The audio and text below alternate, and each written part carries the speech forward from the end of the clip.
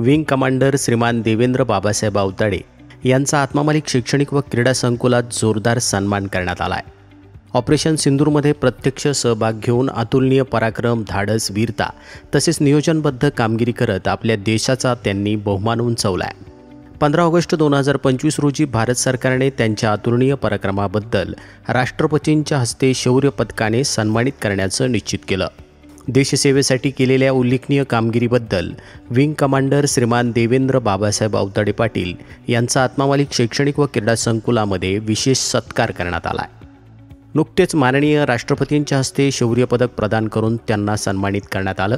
देवेंद्र बाबासाहेब आवताडे यांचा Atmamalik English medium गुरुकुल व विश्वात्मक जंगली महाराज आश्रम ट्रस्ट कोकमठाण यांच्या वतीनं जोरदार सत्कार करण्यात आला आहे। आत्मामालिकच्या प्रांगणात त्यांच्या आगमनास मिलिटरी इन्स्ट्रक्टर, वसतिगृह व्यवस्थापक साईनाथजी वरपे सर, सर्व माजी सैनिक, सैनिकी इन्स्ट्रक्टर तसेच विश्वात्मक जंगली महाराज आश्रम ट्रस्टचे सन्माननीय उपाध्यक्ष बाळासाहेबजी गोरडे साहेब, कोषाध्यक्ष विठ्ठलराव होनसर, विश्वस्त प्रदीप कुमार भंडारी साहेब, विश्वस्त प्रकाशजी गिरमे साहेब, सांस्कृतिक विभागासह व्यवस्थापक आत्मदर्शन बागडे सर, प्राचार्य श्रीमान माणिकरावजी जाधव सर यांनी अतिथींचं स्वागत केलं।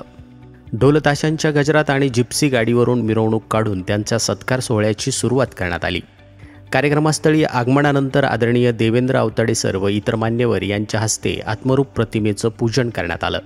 आत्मामालिक इंग्लिश मीडियम गुरुकुलाचे श्री शेळके नवनाथ सर यांनी प्रमुख पाहुण्यांची ओळख करून दिली। त्यानंतर सन्माननीय उपाध्यक्ष बाळासाहेबजी गोरडे साहेब, कोषाध्यक्ष विठ्ठलराव होनसर यांच्या हस्ते विंग कमांडर आवताडे सर यांचा गौरव करण्यात आला। यावेळी माळेवाडीचे ग्रामस्थ रामभाऊ केशव आवताडे, माजी सरपंच गणपतराव धोंडो आवताडे आणि श्री किशोर आवताडे यांचाही आत्मामालिकच्या वतीनं सन्मान करण्यात आला।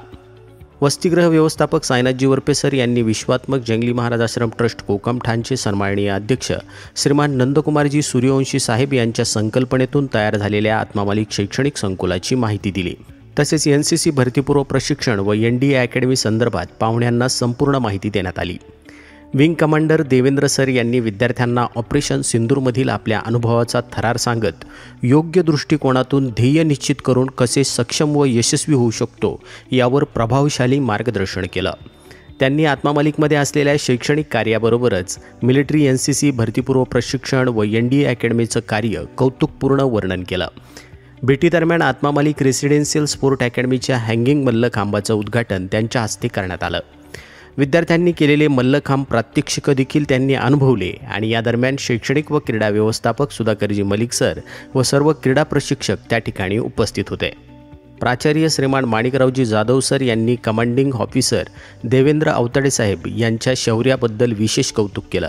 त्याचप्रमाणे त्यांचं अनमोल मार्गदर्शन विद्यार्थ्यांसाठी अतिशय प्रभावी व प्रेरणादायी ठरेल अशी आशा व्यक्त करत पाहुण्यांचे मनपूर्वक आभार व्यक्त केले।